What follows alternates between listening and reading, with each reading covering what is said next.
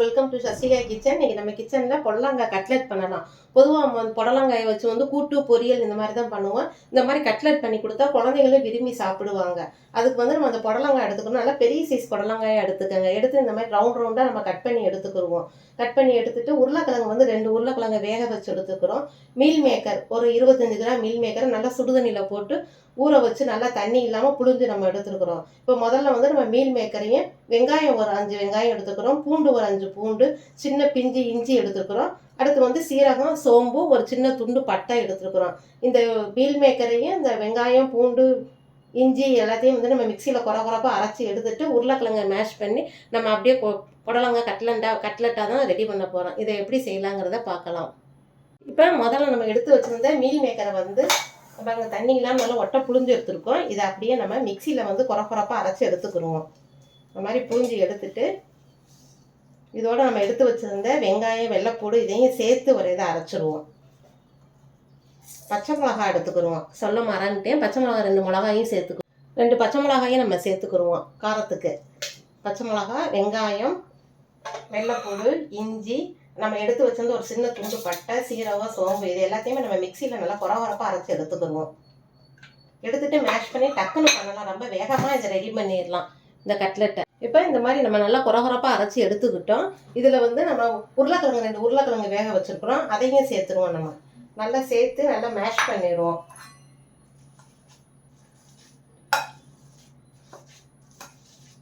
உருளைக்கிழங்கு சோயாவும் சேர்த்து மேஷ் பண்ணிட்டோம்னா டேஸ்ட் ரொம்ப நல்லா இருக்கும். ரொம்ப ஹெல்த்தியான டிஷ் உங்களுக்கு.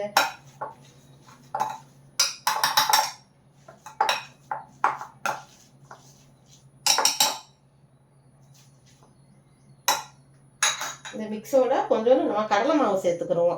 கடலை மாவு இல்லைன்னா பொட்டுக்கடலை மாவு கூட சேர்த்துக்கோங்க.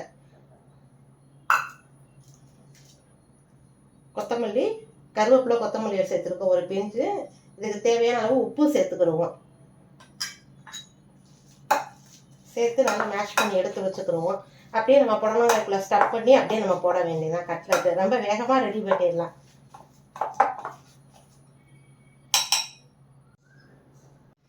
இந்த மாதிரி நம்ம கட்லெட்டுக்குரிய உள்ளே வைக்கக்கூடிய ஸ்டஃபிங் இந்த மாதிரி ரெடி பண்ணி வச்சுக்கிடுவோம். இப்போ இதை சின்ன சின்ன பீஸாக நம்ம எடுத்துக்கிடுவோம். எடுத்து நம்ம வேணுங்கிற சைஸுக்கு ஒரு பட்டர் ஷீட்டில் எண்ணெய் தடவி கூட இதில் வச்சு லேசாக நம்ம இப்படி தட்டிக்கிடுவோம்.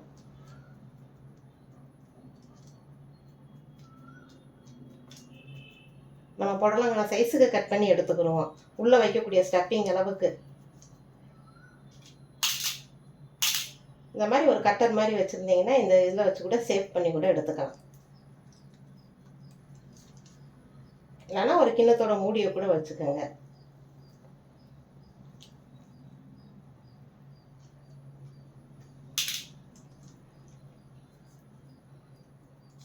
நம்ம எடுத்து வச்சிருந்தா இந்த புடலங்காய்க்குள்ளார அப்படியே நம்ம ஸ்டஃப் பண்ணிடலாம்.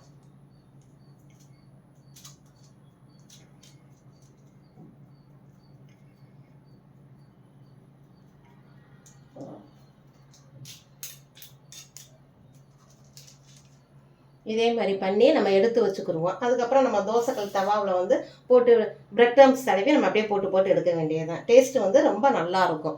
இதே மாதிரி நம்ம ஒவ்வொன்றையும் ரெடி பண்ணி எடுத்து வச்சுருவோம். அப்படி உங்கள்கிட்ட கிண்ணம் இல்லைன்னா இந்த மாதிரி நம்ம புடலங்காய் அப்படியே டேரெக்டாக வச்சு கூட நம்ம வேணுங்க அளவுக்கு இந்த ஸ்டஃபிங் உள்ளே எடுத்து இதுக்குள்ளே கூட வச்சிடலாம். அப்படியே கூட வச்சு நல்லா லேசாக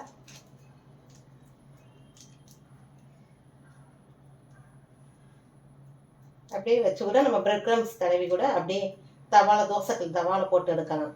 இல்லை ஆயிலில் டீப் ஃப்ரை பண்ணி கொடுத்தாலும் டேஸ்ட்டு ரொம்ப நல்லா இருக்கும். இந்த பாருங்க, இதுவும்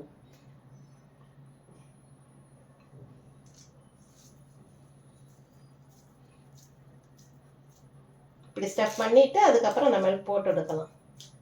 இப்போ நம்ம ஒரு ஸ்பூன் மைதா மாவு எடுத்து கொஞ்சம் தண்ணி விட்டு கொஞ்சம் நல்லா கரைச்சி வச்சுருக்கோம். உங்களுக்கு பிரெட் க்ரம்ஸ் எடுத்து வச்சுருக்குறோம்.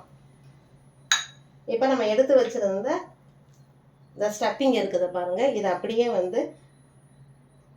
இந்த மைதா மாவில் அப்படியே டிப் பண்ணிவிட்டு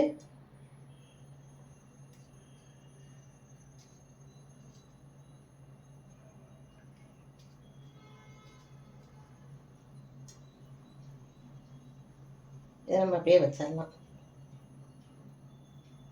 அதே மாதிரி ஒவ்வொரு பீஸையும் இதே மாதிரி நம்ம டிப் பண்ணி எடுத்து வச்சுருவோம்.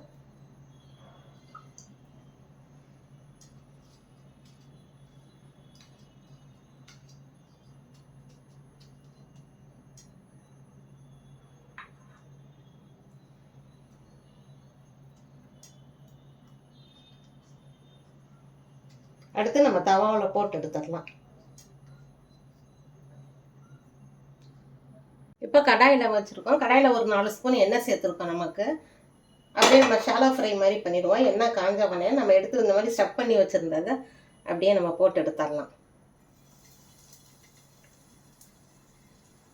இந்த புடலங்காய் கட்லெட் வந்து குழந்தைகள்லேருந்து வந்து பெரியவங்க வரைக்கும் எல்லாருமே விரும்பி சாப்பிடுவாங்க. ரொம்ப ஹெல்த்தியான ரெசிபி.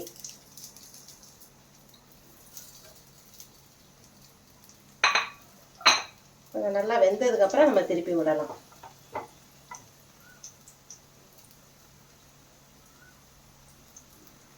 அடுப்பை வந்து நம்ம மீடியம் ஃப்ளேம்லேயே வச்சுருவோம். இந்த மாதிரி திருப்பி பாருங்கள், திருப்பி விடுவோம். நல்லா ஒட்டாமல் வரும்.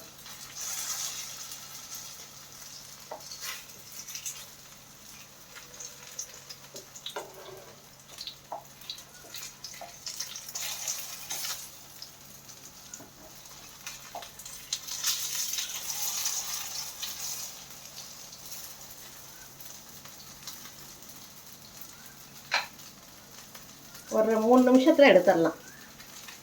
இப்போ நல்லா வெந்துருச்சு. இப்போ நம்ம எடுத்துடலாம். உங்களுக்கு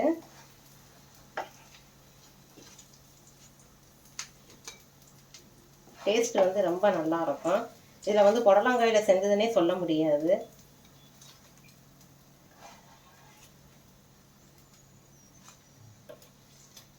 மசாலா எதுவுமே பிரியாமல் நல்லா இருக்கு பாருங்க.